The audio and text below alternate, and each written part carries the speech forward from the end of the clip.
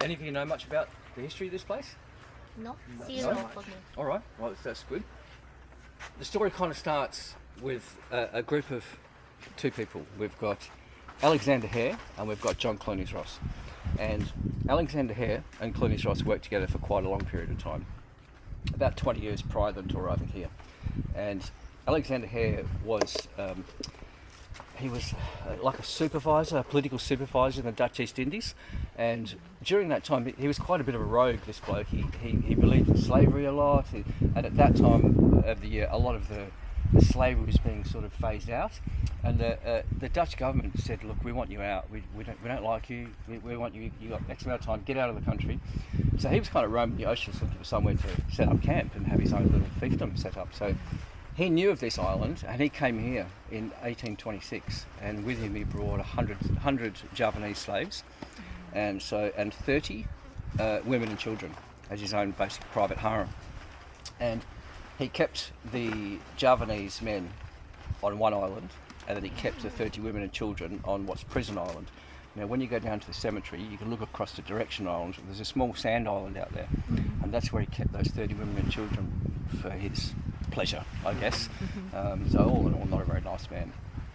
A year later in 1827, John Clunies-Ross arrived, and he brought his family and 30 workers, whether they were workers or they call them workers, more than likely slaves, indentured workers, and he set up on South Island, which is over the side here. And over the next 7 years, Alexander Hare and John Clunies-Ross, although they've known each other for a long time, their relationship started to break down. Alexander Hare started to set up coconut plantations here on the island, and within a couple of years he got quite ill, and he left for Borneo. And then after leaving, 3 years later, he passed away, and John Clunies-Ross saw that as his opportunity to come over here and establish himself on Home Island, which then was called Selma. The reason everybody wanted this island was because where you came in on the ferry, there's a deep channel, so you've got good boat access for unloading and shipping and goods and whatnot. Right? So when Alexander Hare left, he passed away, he left in charge here his 2IC person. I don't recall his name off the top of my head, but within 1 year of John Clunies-Ross arriving here on this island, the guy who was in control of the 100 slaves and the 30 harem mysteriously passed away. Mysteriously passed away. I like that word. So and then John Clunies-Ross combined his 30 workers with the 130 people here, and over the next sort of 20 years slowly built up the population of the island to about 300 people, building up the coconut plantations, clearing the jungle, collecting coconuts, getting set up for a copper industry here over the years. So back then, when the ships first came to the island, the house itself was built in 1897. So she's now 130 years old, 129 years old, so she's getting on, and it stood the test of time. It's undergone lots of changes. It looks very, very different in the earlier period than what it does now. If you look down here on the driveway, you see these bricks?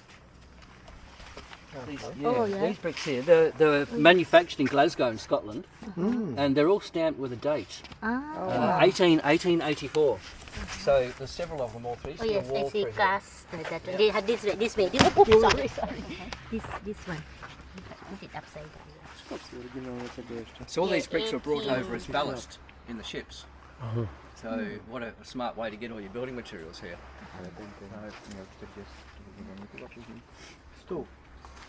But why is on the ground?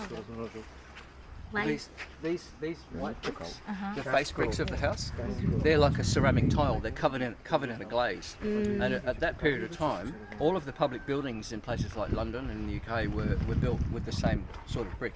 Very, very hard, very, very strong. And I'm a renovator. I'm doing some work here. I don't know what they use to cement those bricks together, but it is like steel. It makes my steel tools designed to cut that spark. Really, really hard. I don't know what they've used. They've obviously got some technique that we don't know about now. So the house is really grand. When people originally came to the house, this wasn't the original entry. So have you walked down this part yet? Yeah, we did came this way. We haven't. You haven't? No. Okay. No. Well, at the beginning of it's not really the driveway, but at the beginning of the road there, you'll see a gap in the fence, and there's a couple of old wrought iron gates. Yeah, leading yeah. up there. That's Well, about to collapse. yeah, there's a lot of things about the collapse around here. I tell you, with an old house like this, you run around all day with a hammer and a nail. Yeah. So that used to be the original entry to the house. So people would come into the property and coming down through. So if you follow down here. Oh, so that's the driveway. Yes. There was originally a large extension built on this end of the house, and there was also a turret here and another turret higher up. Oh. And that's where the Clunies-Rosses would sit and the supervisor would sit, watching all the workers out in the garden, making sure that no one was slacking off, no one was stealing coconuts, everyone was working hard. And you can imagine this place back in its day with a workforce on the island of about 300 people. There would have been a prize job would have been working in the house. So you would have been nannying, cooking, cleaning, gardening, maintenance, and everybody wanted those jobs. This place would have been as neat as a pin. Absolutely would have been perfect. Would have been a blade of grass out of place back in those days. And when the house was built, obviously this area was cleared. These trees here would have been planted fairly early on in its time. They would have just been little saplings, small trees. So when ships came in to the moorings up at Direction Island, the first thing you would have seen is this massive glowing black and white house, because it still shines now. After 130 years, considering its age, it stood the test of time pretty well. You see the holes in the roof. Are wasps coming or bees? There is the male wasps at the moment. This is the time of year when the male wasps leave their nests and they go out searching for females, and then they start to establish new nests. I saw one in the morning on my terrace. We had like 50 of them upstairs last week in one room. Oh my God. They'd all come in looking for somewhere dark and cool to hide. Wow, they found it. And they found it all right. So I have to be very cautious because they're nasty bloody things. I still see them hide,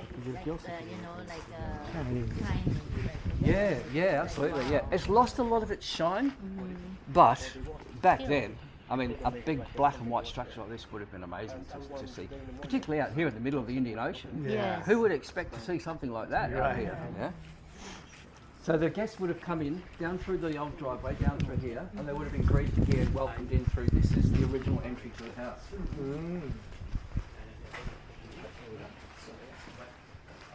So if you don't mind, if I could get you to take your sandals off, that'd be great.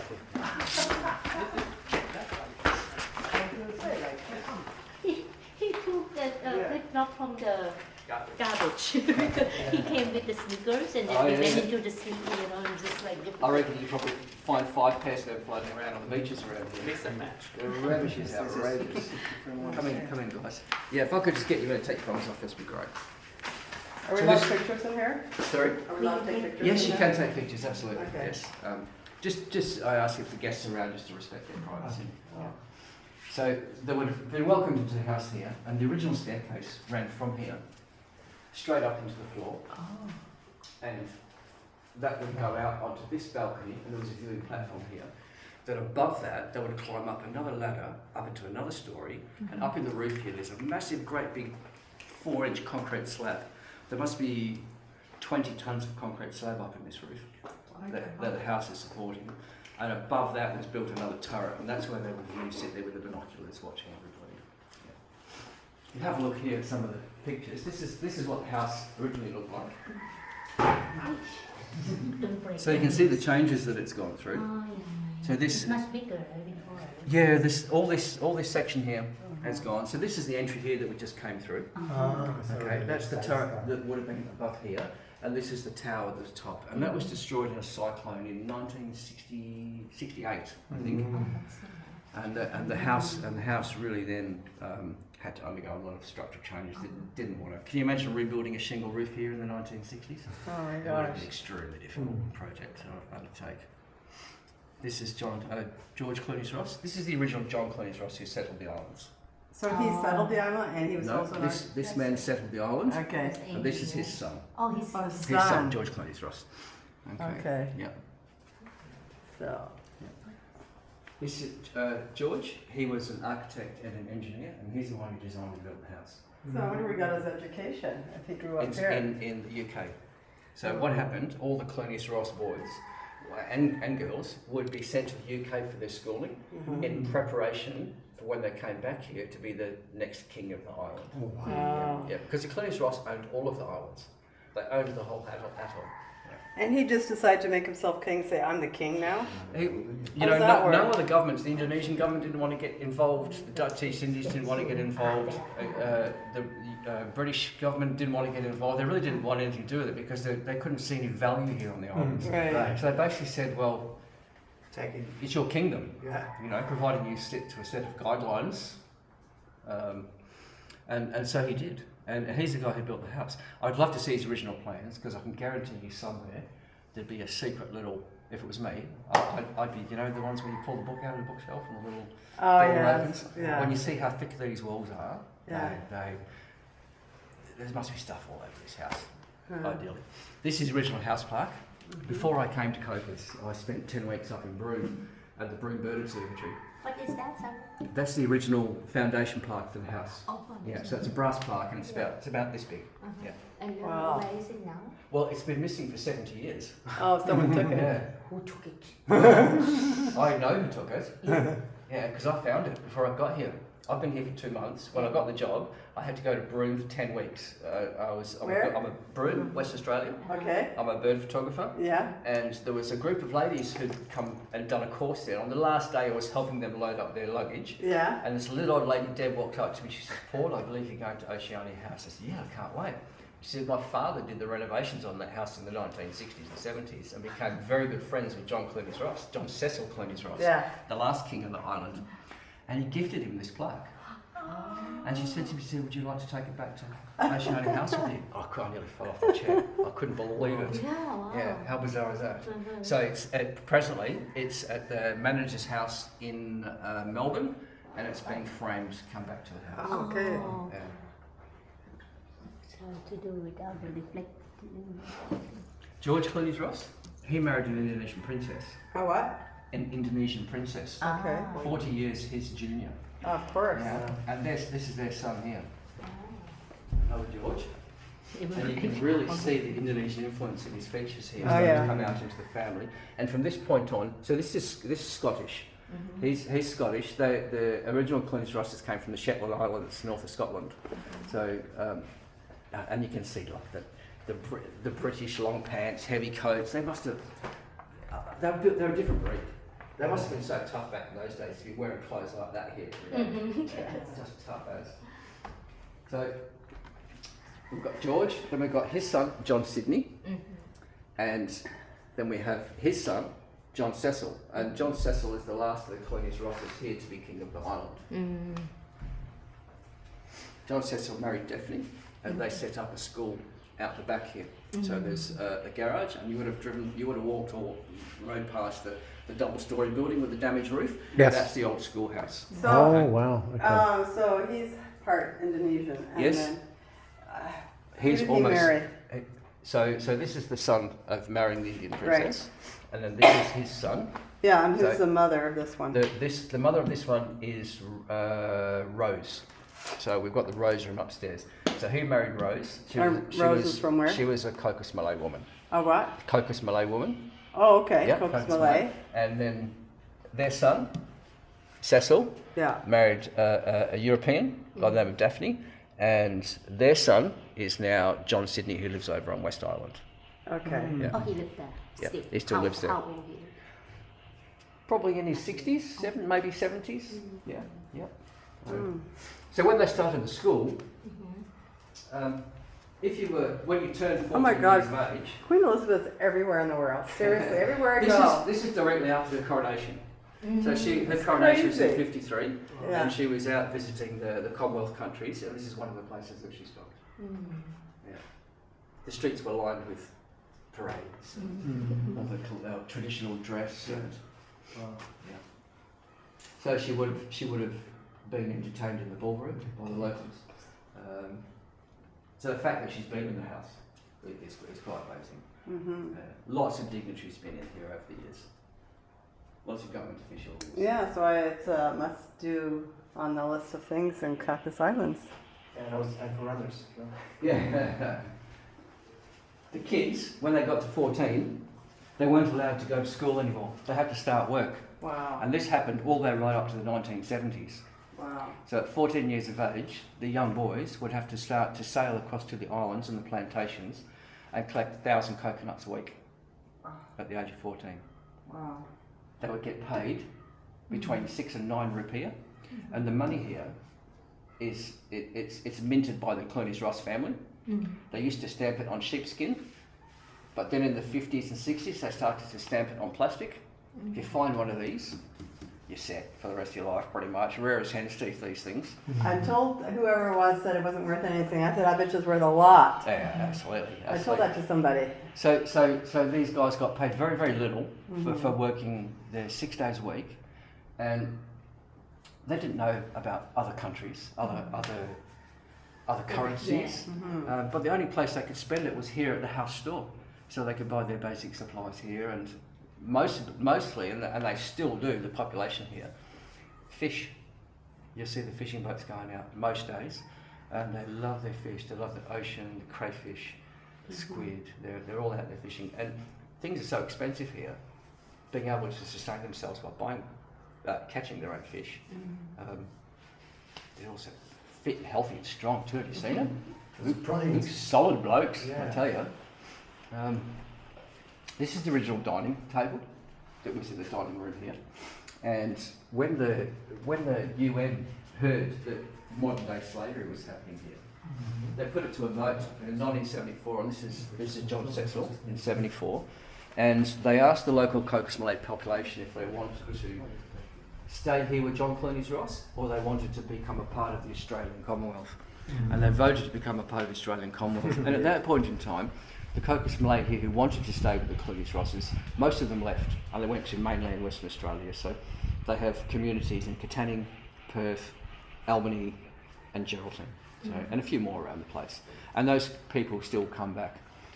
We had guests here a couple of weeks ago who we put on a special dance for them, one of the traditional Cocos Malay dances. And this gentleman was hanging around. He hadn't been here for like 30 years. He came over and he said, come with me. Didn't speak very much English. And he said, see that man there? He said, that's me. So he was at UN meeting, and he looks like he's probably in his late teens, early 20s there. Oh. And he was actually at the UN hearing. Wow. And he used to work for John Cecil. So when you came in on the ferry, you would have seen those old decrepit 2-story buildings. That was the offices. So a lot of the offices were around there. This is John Sydney. This is John Sydney, Clunies-Ross. And he was very respected, but also sort of feared a little bit. You see how he's wearing white pants, white shirt, and he has that dagger in his hand? Yeah. Okay, did you notice this one here too? Do you see he's got a dagger? And he's got a dagger. Oh yeah. Part of that representation of the kingship of the island was to wear white shirt, white pants, and a ceremonial dagger and bare feet. Bare feet.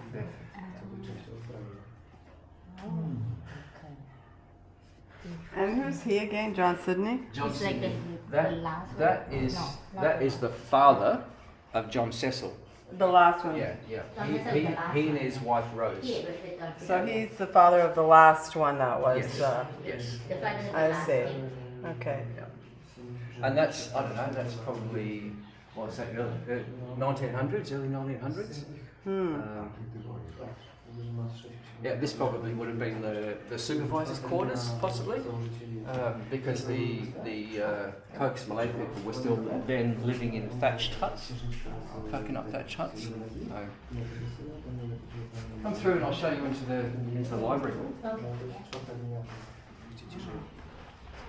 Who is in this picture here? Oh, I completely missed that. This is. Is that a nipple cripple happening there? No. I'm not going to say that to any of my guests. Every time I look at that thing, I'm going to think he's saying Nipple cripple. This is Avril and Lloyd Least, and they purchased the property in 2002, and they bought it off the Australian government because when the Australian government purchased the property off John Cecil, obviously they wanted him out of here because he wanted to maintain his law and his rule here. Yeah. But the Australian government said, no, we want you out. Yeah. So they basically paid him out and he ended up leaving. And then in 2002, between that period of him selling and these guys buying, the place fell into disrepair.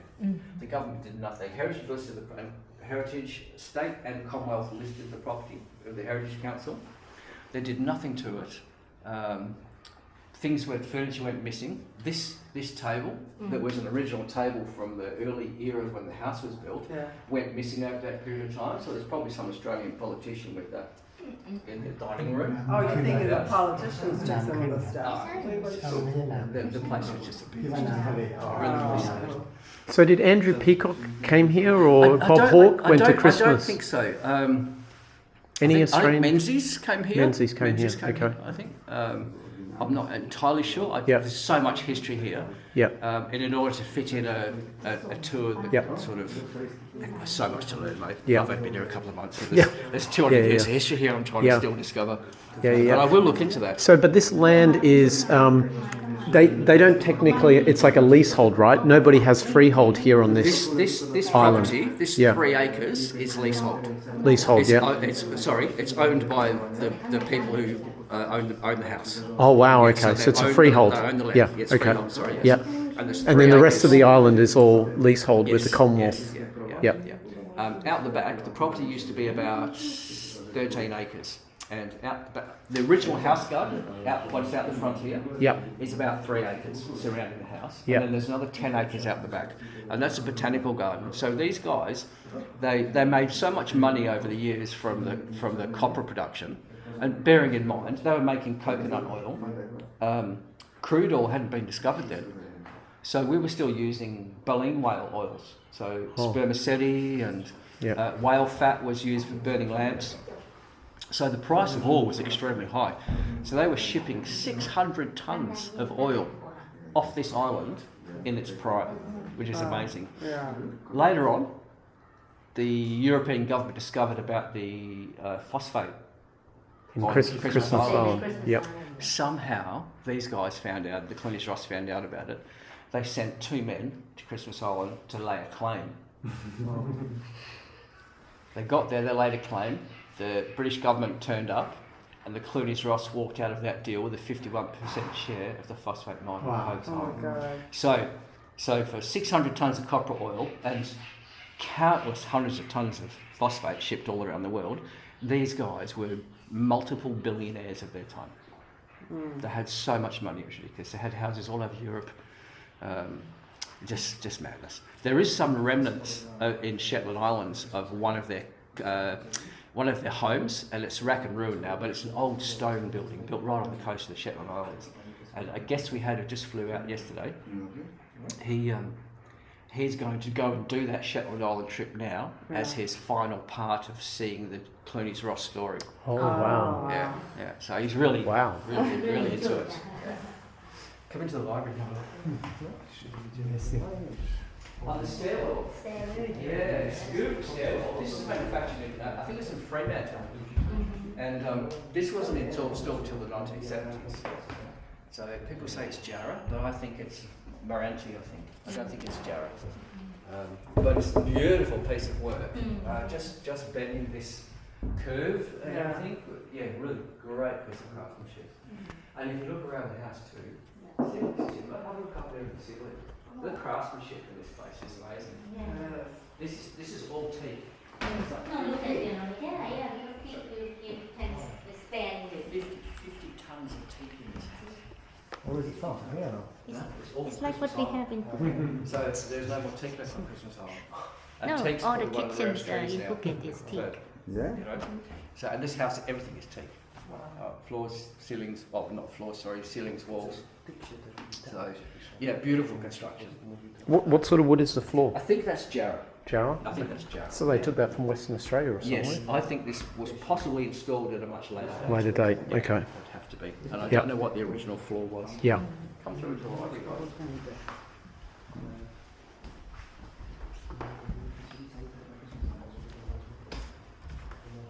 I was looking at staying here, but then I couldn't make the marathon race. This is the library. This house, about 2,000 books in here.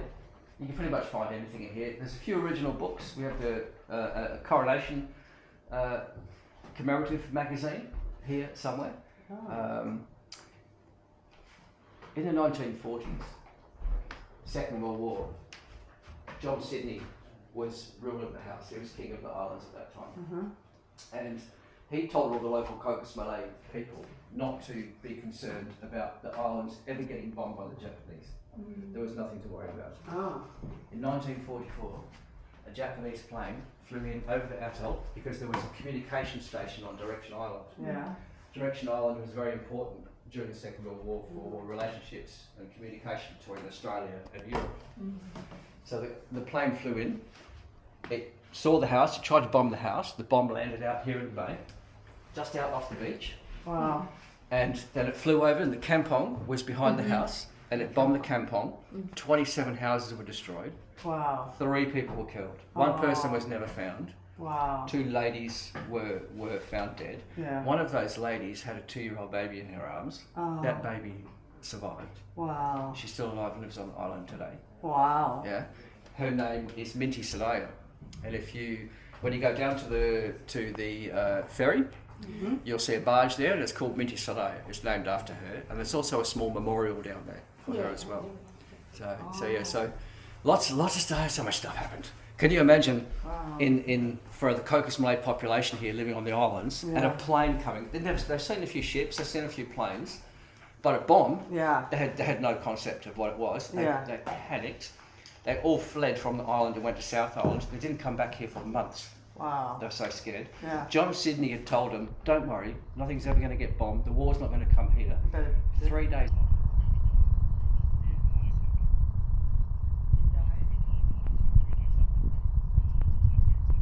Wife, Rose, she was a Jew. She had her son, which was John Cecil, who was the last person here, last king of the island. Yeah. He was in his schooling. He was only 17 years of age at that stage.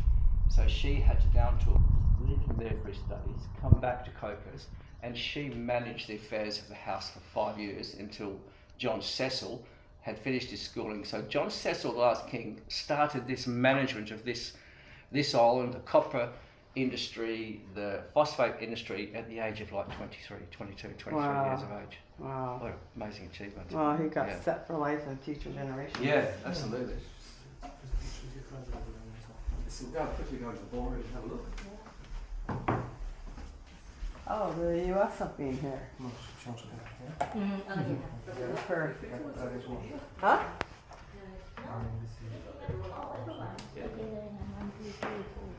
Yeah, I think we all know.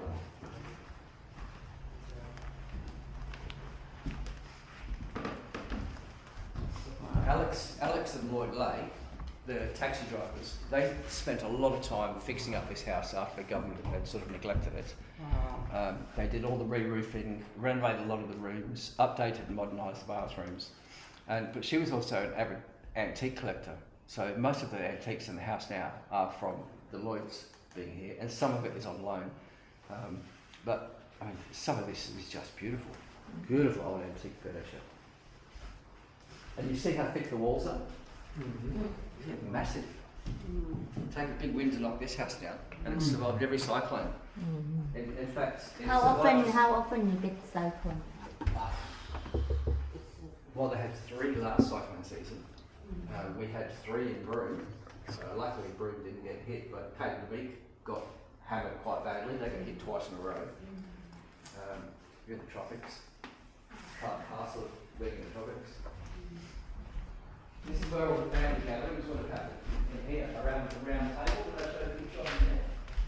So every birthday, all the meals were also, everything was celebrated in this room here. Dignities were entertained in here. And through this door, the door to the right goes down to my quarters. So there's the big kitchen, a caretaker's living quarters. That would have been where all the housemaids and servants would have lived and worked down there, and all the serving would have happened through these doors in this stage. That area out there, it's not original to the house. It's been altered several times. Most of these areas would have been children's bedrooms, playrooms, those sorts of things. So the house has changed quite a bit. So yeah, lots happened around these tables. This is the ballroom. Every New Year's Eve, the Clunies-Ross would invite all of the islanders here to a big party.